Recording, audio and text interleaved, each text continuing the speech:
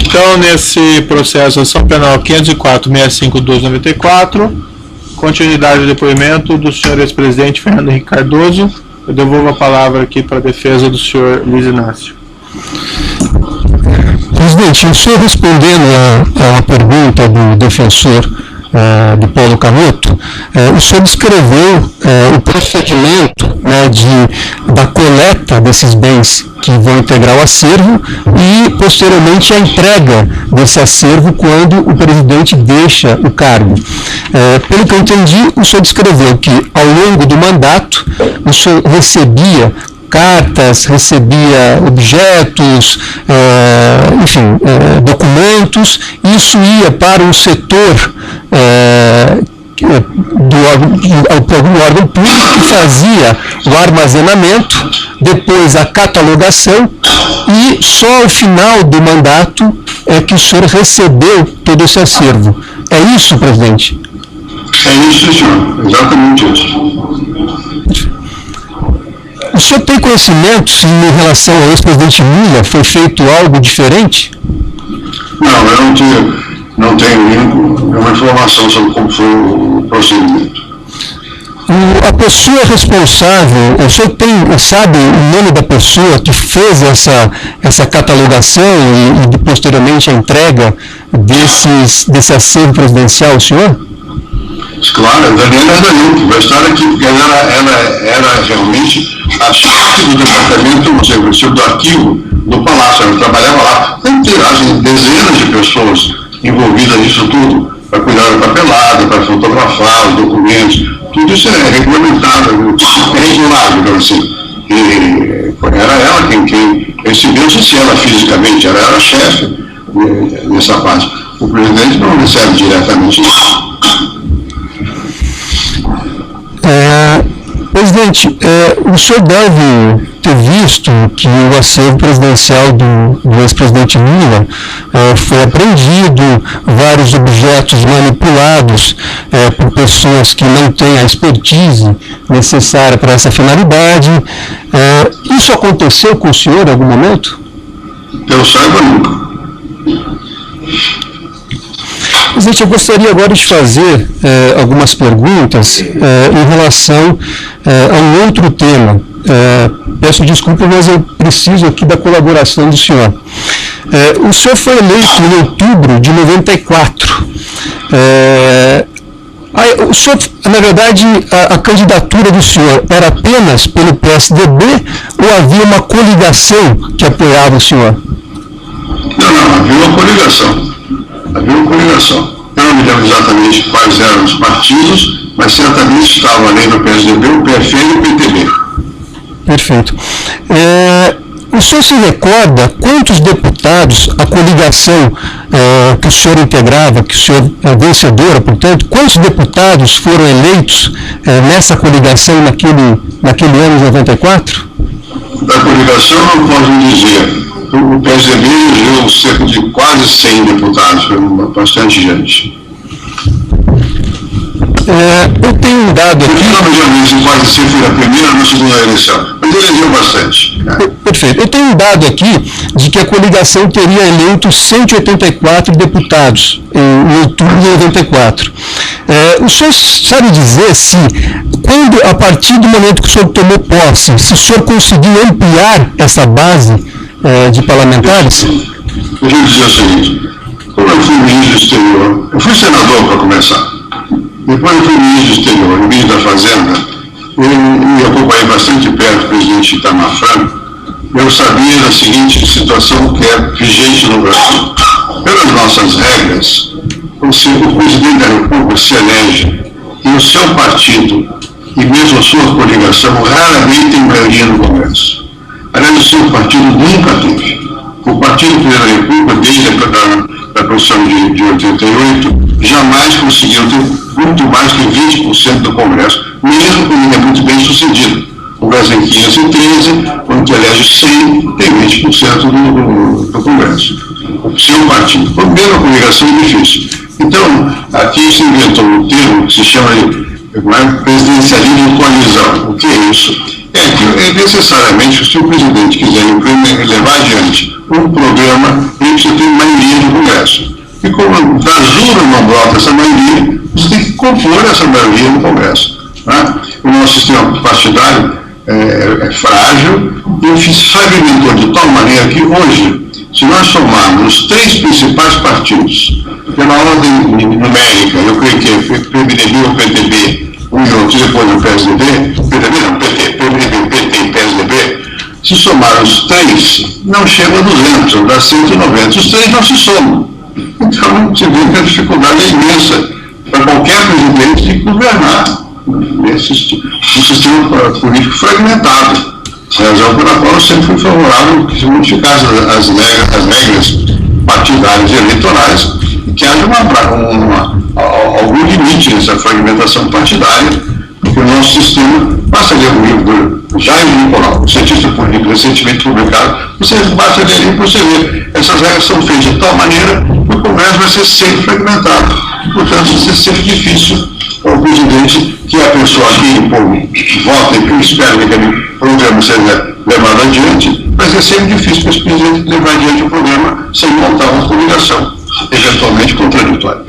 Quer dizer, no caso do senhor, o senhor também teve que fazer, além de uma coalizão, o senhor teve também que negociar, né, essa ampliação de apoio parlamentar para poder governar. Deixa eu dizer como é que foi no meu caso. Eu tinha uma ideia, na minha cabeça, parecia clara do que fazer com o Brasil. E eu escrevi sobre isso, na primeira campanha e na segunda campanha. É um programa que é assinado por um livro, como se diz que fazer. Então eu tinha uma base a partir da qual as pessoas eram, quando faziam a coligação, se comprometiam como quisesse ou não quisesse.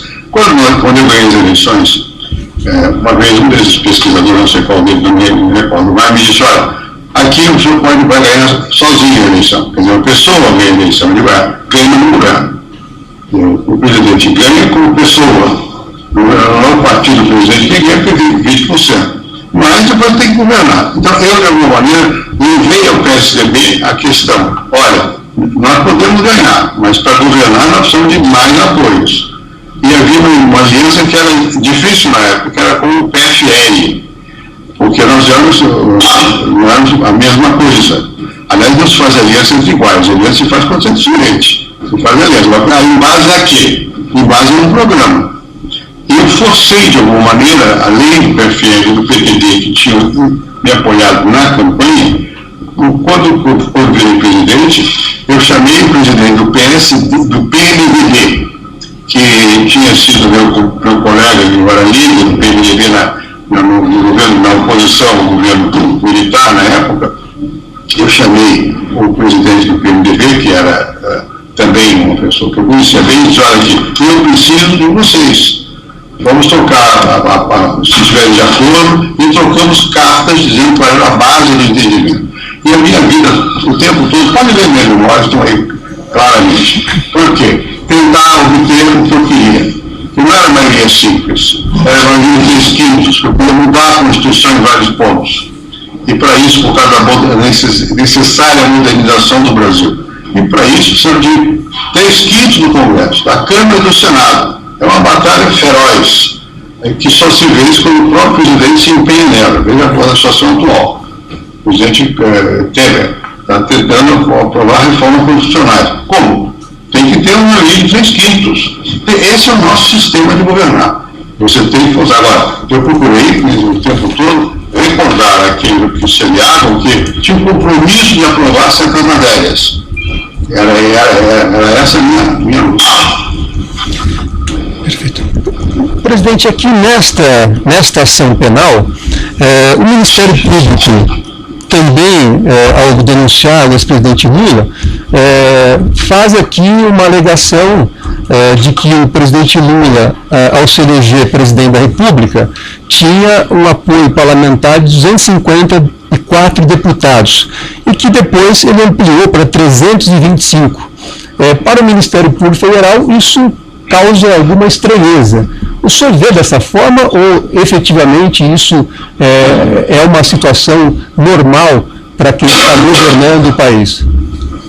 Não, para você para governar o país, você tem que ter capacidade, penso eu, de ter o apoio da sociedade, dependendo da capacidade de relacionamento direto do presidente com o país, que por sociedade se entende tudo. Não são só os empresários, nem só os sindicatos.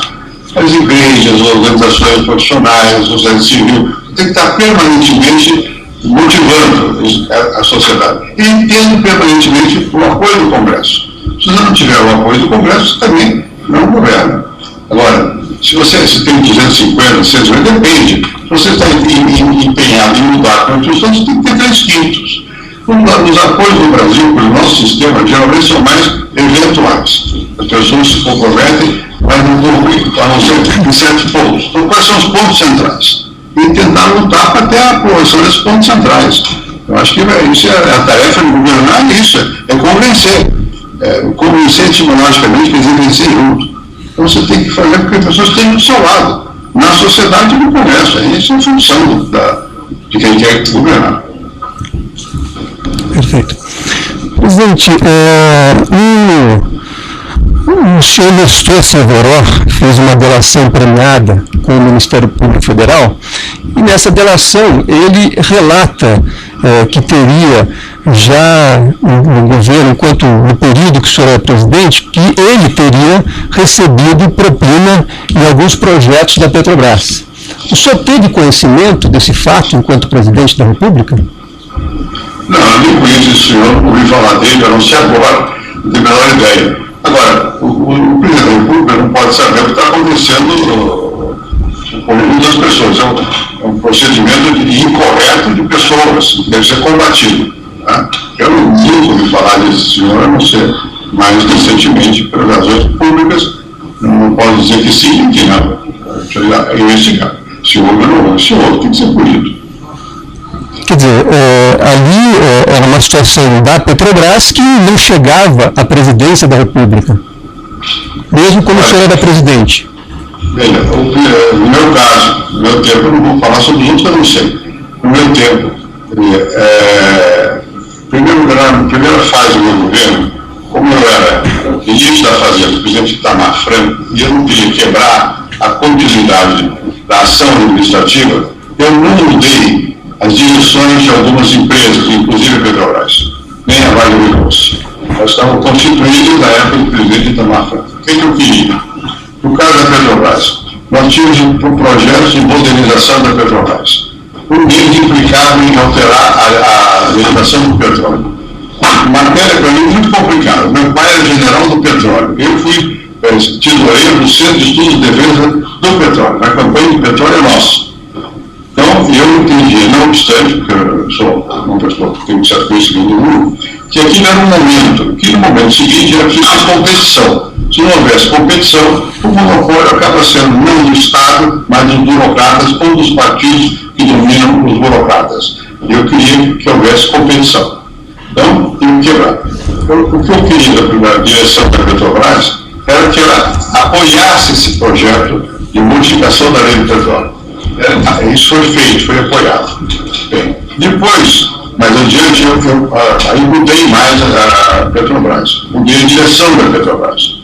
E colocamos lá o Felipe Resto, que tinha sido conhecido meu no tempo que eu era diretor do Centro de Pesquisa de oposição ao regime militar, e depois eu até ajudei o Felipe a ir para a Inglaterra, para estudar na London School of Economics, sobre empresas públicas.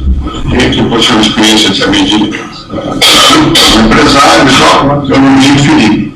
Bem, e qual era a minha preocupação aí? Era que a Petrobras se tornasse crescentemente uma corporation, quer dizer, uma empresa que prestasse satisfações ao público e que tivesse, como tem acionistas, fez IPO, ou seja, tinha acionistas fora do Brasil, era responsável perante o mercado e tinha que ter uma conduta profissional. E como toda a gente sabe, vou dizer o que todo mundo sabe, há sempre pressão política para ocupar posições nessas empresas. E eu lutei contra isso o tempo todo. Consegui sempre? Não. Na maioria, no caso da Petrobras, a partir de certa altura, e mesmo antes, porque a direção anterior que o presidente Itamar tinha posto lá, era de gente ligada à Petrobras. Né? Então, não podemos manter esse critério.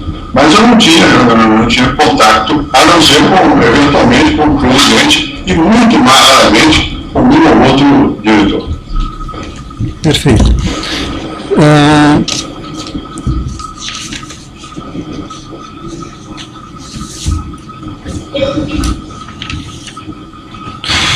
Presidente, o Ministério Público Federal, nesta ação penal, diz que desde 1990 havia um cartel de empreiteiras que atuava na Petrobras.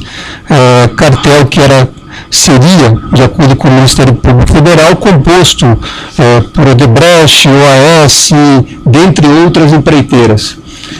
Portanto, de acordo com esta narrativa do Ministério Público, durante o governo do senhor, esse cartel já atuava na Petrobras. Isso segundo a narrativa do Ministério Público Federal.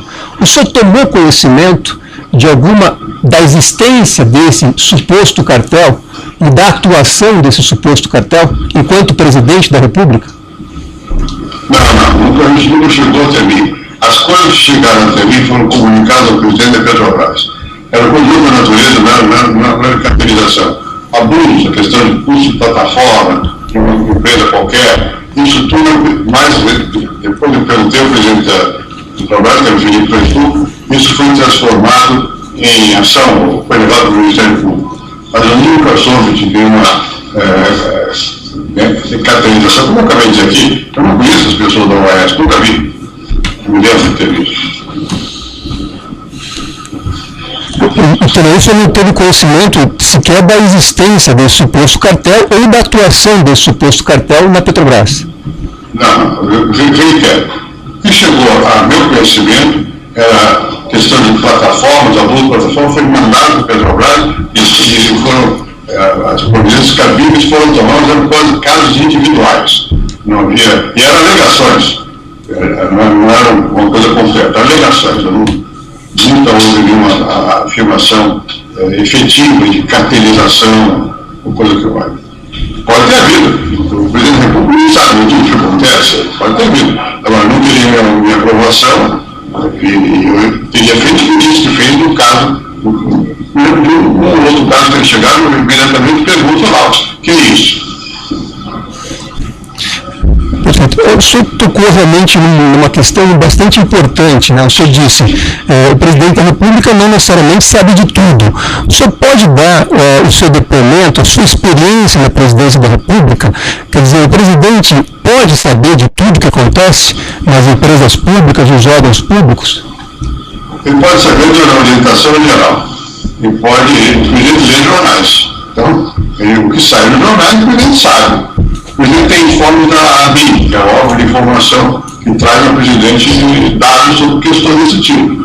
É assim que ele sabe. Fora disso, o presidente ouve de muita gente maledicências, uns acusam os outros. Em geral, você não pode levar isso ao pé da letra. Né? Quando se trata de uma coisa mais séria, você pode, então, falar com alguém. Mas o presidente não pode. Ele sabe das coisas gerais. Pode ser que venha seu conhecimento alguma coisa específica. Nesse caso, tem que atuar. Tá? É inviável para você imaginar que o presidente saiba o que está acontecendo aqui e ali. Aliás, eu vejo, às vezes, na imprensa, durante o governo Fernando Henrique, durante o meu governo, na época de Jesus Cristo. Você está lá com Jesus Cristo, você ouve isso, ouve aquilo, então você não tem responsabilidade direta. Você tem responsabilidade direta, quando chegou do seu gabinete alguma coisa, aí você tem que tomar providência. Ou alguma coisa que pareça efetiva, você toma providência. Ou se alguém que você nomeou agiu erradamente, você demite. Né? Demitir é sempre dúvida, às vezes tem que fazer. Perfeito. Sem as perguntas, eu agradeço ao senhor por responder essas questões. Algum defensor em Curitiba tem questões? O Ministério Público tem alguma questão? Sem questões, Excelência. O juiz só tem um esclarecimento. O senhor até já... O senhor presidente até já respondeu essa questão, mas apenas para deixar claro, o senhor presidente declarou que essas doações recebidas para a constituição e manutenção do Instituto foram devidamente registradas, foi isso que eu entendi, não é? Sim, são registradas. E elas foram feitas todas através da Lei Rouanet? que o senhor presidente... Não, nem todos. O Instituto tem a seguinte fonte de renda. Tem doações, continua tendo. Tem gente que doa até hoje. Né? Tem patrocínio de atuações e muitas vezes tem busca de recursos através da Lei Rouanet, para fins específicos. Para quê? Por exemplo, para tratar o material disponível, cronográfico, documental, coisa desse tipo. Aí você pode ter Lei Rouanet. Nós tivemos várias leis, a doutora Daniela pode explicar melhor, porque ela que é geralmente responsável por essa parte de Lei Rouanet. E tem atividade. O que eu procuro fazer lá é tornar sempre as nossas atividades públicas. E nós temos, por exemplo, jovens. Tem uma exposição lá no Instituto, que chama-se do Real até não me lembro quanto, até o governo Lula, mas incluído. Mas não é de elogio ao meu governo, nem de crítica a outros governos. Fatos. Então tem uma maneira, digamos, de utilização de documentação, de falas, de recursos, tem história oral, quem trabalhou em vários projetos, bota lá registrado. Qualquer pessoa pode chegar lá e ver, ouvir. Em geral, são 6, 7 mil pessoas por ano que vão lá. Existem programas organizados, levam estudantes para ver lá. Então, há um outro programa que eu faço, eu mesmo, chama-se Diálogo com o Presidente. Alunos de escolas públicas ou privadas, profissionais também. Eu devo ter falado com mais de 5 mil jovens. Eles vão lá, digamos, umas 10 vezes por ano e fazem perguntas. No começo eu fazia uma exposição, e dizia sobre o quê? Agora eu não faço nada, eles fazem perguntas. Só não me podem perguntar sobre política eleitoral. Aí eu não respondo. Queria deixar de saber, para votar em quem vai ganhar, essas coisas. Isso não vai. Agora o resto, isso está tudo na internet. Tudo que eu faço, o que eu falo, que eles perguntam e tal, o senhor pode ver pela internet, para um tipo de questão. Né? Bom, isso talvez seja descoberto, eu acho que é isso de graça. Aliás, a Fundação Bravo ajudou a fazer a divulgação.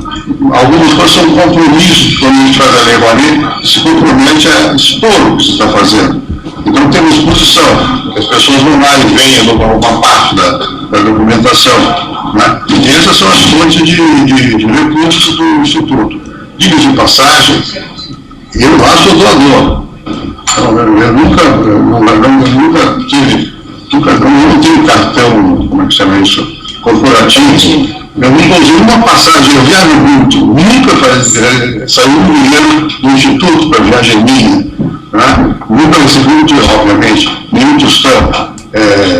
Eu procuro ter essa coisa bastante separada, o que é a minha vida pessoal do que é a minha vida institucional. E tampouco eu sou responsável direto pelo manejo dos recursos do Instituto. Eu sou presidente do conselho. Se o senhor me perguntar quanto ganha quem, não sei o quê, eu não sei. E agora eu estou com 85 anos, eu gasto cada vez menos dessas coisas que não são aborrecidas, né? Agora lá tem gente que eu confio, mas não tem, isso não há mistura da minha vida pessoal com a vida institucional. Senhor presidente, eu peço até escusas por lhe perguntar isso, mas talvez tenha alguma relevância. Para a constituição e manutenção do Instituto, foi recebida em alguma oportunidade doações não registradas, doações por fora, contribuições escondidas? Não, isso é absolutamente impossível. Absolutamente impossível. Eu não posso, eu pessoalmente não sabia dizer ao senhor quem deu quanto e quando. Eu não sei. Isso tem tudo, é institucional. E está tudo registrado, tem publicação, tem a Deloitte, o dessas agências. E como ele disse, o Conselho Fiscal vai lá também, o Felipe Restul, o Afonso e o Everardo Maciel. Às vezes eles sabem mais até do que os fiscais das coisas. Tem um conselho a quem nós prestamos contas. Não tem nada, por fora é zero. Não existe tal hipótese. Tá certo, eram esses os esclarecimentos do juízo. Eu agradeço mais uma vez a disposição do senhor ex-presidente em atender essa intimação e prestar esse longo depoimento, que foi bastante esclarecedor. E eu declaro encerrado então o depoimento da testemunha. Pode terminar a gravação.